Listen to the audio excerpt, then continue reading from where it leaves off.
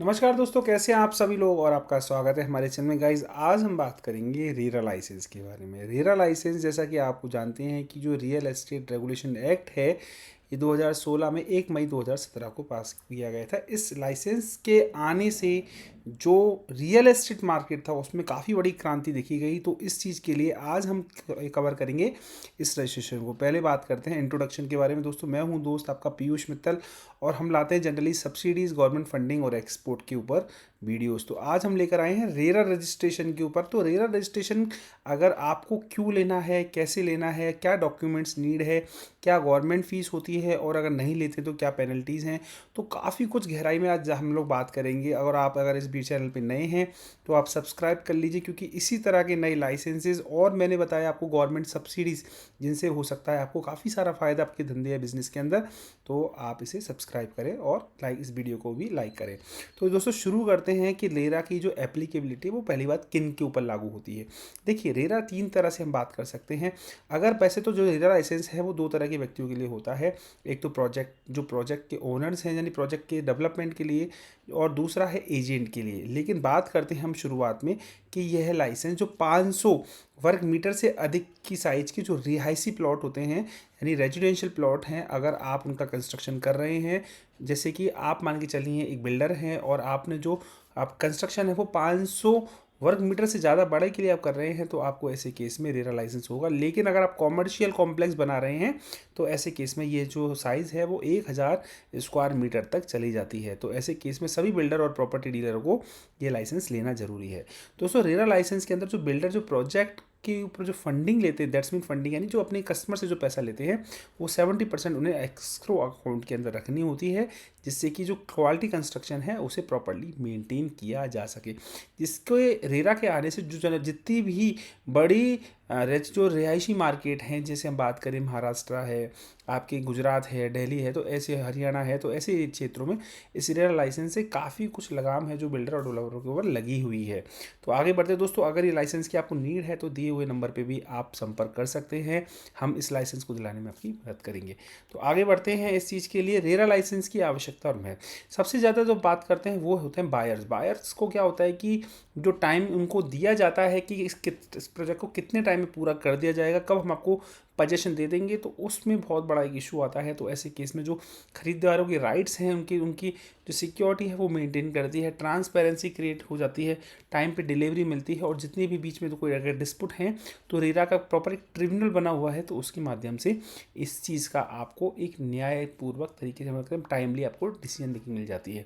तो दोस्तों, ये बहुत ही इंपॉर्टेंट है रेरा को लाने का, इससे कि थोड़ा सा आप समझिए, जब तक किसी चीज़ पे लगाम नहीं लगाई जाती है तो थोड़ा सा वहाँ भी लोग उससे ज़्यादा बढ़कर काम करना शुरू कर देते हैं।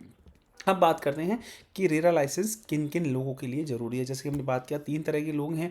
एक तो है बिल्डर प्रमोटर, यानी जो नए रियल एस्टेट प्रोजेक्ट लॉन्च करते हैं और साथ में विकसित करते हैं, तो उनके लिए रेरा के अंतर्गत पंजीकृत होना जरूरी है। दूसरा है रियल एस्टेट एजेंट, यानी कि जो कमीशन चार्ज करते हैं, यानी कि किसी को प्रॉपर्टी दिला रहे हैं, तो हो सकता है बायर से भी ले और सेलर से भी ले, तो ऐसे केस में जो एजेंट है उन्हें भी रेरा लाइसेंस एजेंट, उनको रेरा लाइसेंस लेना होना मैंडेटरी। और तीसरा है प्रॉपर्टी डीलर, जो विभिन्न प्रकार की प्रॉपर्टी बेचते हैं। जैसे आज मान के चलिए कोई प्रॉपर्टी डीलर है, आज उसको कोई मकान दिख रहा है, उसने वहाँ बेच दिया है, या किसी भी तरह का है, तो वहाँ भी आपको प्रॉपर्टी डीलर की तरह लाइसेंस लेना जरूरी है। दोस्तों, ये हो गई है कौन कौन एलिजिबल है। तो मैं समझता हूँ जितने भी लोग जो रियल एस्टेट लाइन में काम कर रहे हैं, सभी इस लाइसेंस को लेना मैंडेटरी है। अब दोस्तों, डॉक्यूमेंट्स की बात करते हैं। डॉक्यूमेंट्स आप अच्छी ढंग से देख लीजिए। हमने डॉक्यूमेंट्स को 3 पार्ट के अंदर बांटा है। अगर आपके पर्सनल डॉक्यूमेंट्स क्या हैं, प्रोजेक्ट के डॉक्यूमेंट्स क्या हैं और फाइनेंशियल डॉक्यूमेंट्स क्या हैं। दोस्तों, सबसे पहले मैं बात करता हूँ पर्सनल डॉक्यूमेंट्स की। तो जनरली अगर एजेंट के फॉर्मेट में हम काम करेंगे तो हमें पर्सनल डॉक्यूमेंट से ही काम हो जाएगा। लेकिन हम किसी प्रोजेक्ट के लिए रेरा लाइसेंस लेने जा रहे हैं, तो जितने भी आपको डॉक्यूमेंट्स दिख रहे हैं, ये पूरे सारे के सारे जो आपको 12 डॉक्यूमेंट्स हैं, ये प्लस कुछ एक्स्ट्रा डॉक्यूमेंट्स और हैं जो हमें हाथ से कुछ बनाने पड़ते हैं, वो भी हमें इसके लिए ज़रूरी होते हैं। जैसा कि यहाँ पे मैंने एक एक चीज़ को प्रॉपर्ली बहुत अच्छे ढंग से कवर किया है, प्रॉपर्ली तीनों श्रेणियों में इसको बांटा भी है, ताकि ये चीज़ें आपको समझ में आ जाए। मैं कुछ आपको थोड़ा बहुत अगर कहीं डाउट हो तो आप मुझे अपने डिस्क्रिप्शन बॉक्स में या हमारे कमेंट बॉक्स में भी मुझसे पूछ सकते हैं। जैसे इसमें लिखा हुआ है प्रोजेक्ट का फाइनेंशियल डिसीजन, वित्तीय विवरण, यानी कि जो आप प्रोजेक्ट रिपोर्ट है वो आपको बनवानी होगी अगर आप कोई प्रोजेक्ट अप्रूव करवाने जा रहे हैं। और अगर प्रोजेक्ट अप्रूव करा रहे हैं तो पहले से आपके पास क्या एक्सपीरियंस है, तो पहले प्रोजेक्ट का भी विवरण आपको देना होगा। तो काफ़ी सारी चीज़ें आपकी, जो आपकी बिल्डिंग प्लान है, आपका साइट प्लान है, जो भी है प्रोजेक्ट की आपकी एस्टिमेटेड कॉस्ट है, प्रोजेक्ट का लेआउट प्लान क्या है, तो सभी ये डॉक्यूमेंट्स आपको यहाँ पे अप्रूव जमा कराने होंगे। दोस्तों अब बात करते हैं इसकी फ़ीस की। फ़ीस इसमें दोस्तों स्टेट टू स्टेट डिफ़र करेगी। मैं एक एग्जांपल की बात करता हूँ। हरियाणा के अंदर एजेंट की जो फ़ीस होती है वो 50,000 रुपये होती है। जैसे राजस्थान है तो उसमें 10,000 होती है, एमपी में अलग है, यूपी में अलग है। तो सभी जगह पे ये अलग अलग गवर्नमेंट फ़ीस होती हैं। तो इस तरह से जो आप बात करेंगे, अगर डेवलपर के थ्रू रजिस्ट्रेशन करा रहे हैं तो 1 लाख से लेकर 10 लाख तक है। अगर आप एजेंट यानी एजेंट के माध्यम से, एजेंट यानी being like as agent registration कराना चाहते हैं तो ऐसे केस में ये 10,000 से 50,000 है। प्रोजेक्ट की जो रजिस्ट्रेशन फ़ीस होती है वो 5 से लेकर 10 रुपये प्रति वर्ग मीटर के हिसाब से आपसे चार्ज की जाती है। अब इसमें एनुअल फ़ीस होती है, उसमें वो 50% जनरली चार्ज की जाती है, जो कि रिन्यूअल फ़ीस देनी होती है। और अगर लेट आप फाइल करेंगे तो उसमें पेनल्टी के साथ इंटरेस्ट भी आपसे चार्ज किया जाएगा। तो दोस्तों अब आगे बढ़ते हैं, एप्लीकेशन कैसे लगानी है। देखिए हर स्टेट की अपनी एक रेरा की वेबसाइट होती है, उसमें आप एप्लीकेशन फ़ाइल करें। ऑनलाइन एप्लीकेशन लगती है इसके अंदर, आप खुद भी फाइल कर सकते हैं, लेकिन आपको लगता है किसी प्रकार की दिक्कत है तो आप हमसे संपर्क कर सकते हैं।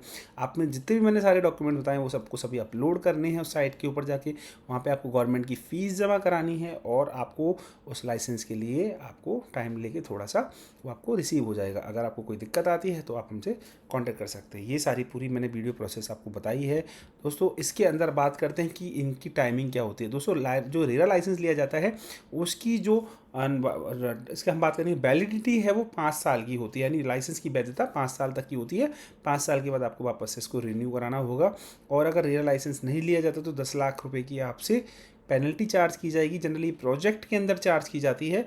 और 3 वर्ष का कारावास, अगर आप बिना, मान के चलिए आप कोई बड़ा प्रोजेक्ट बना रहे हैं तो आपने रेरा लाइसेंस नहीं लिया है, ऐसे केस में 10 लाख रुपए आपसे पेनल्टी और 3 वर्ष की आपको सज़ा, प्लस 10% आपकी प्रोजेक्ट कॉस्ट का मैक्सिमम आपसे जुर्माना भी चार्ज किया जा सकता है। तो दोस्तों ये सारी पेनल्टी भी हम लोगों ने यहाँ पे कवर करने की कोशिश की है। अब दोस्तों आपको ये वीडियो अच्छी लगी हो तो आप लाइक कीजिएगा, शेयर कीजिएगा, और कोई क्वेरी हो तो दिए हुए नंबर पे आप कांटेक्ट कर सकते हैं। Thank you very much.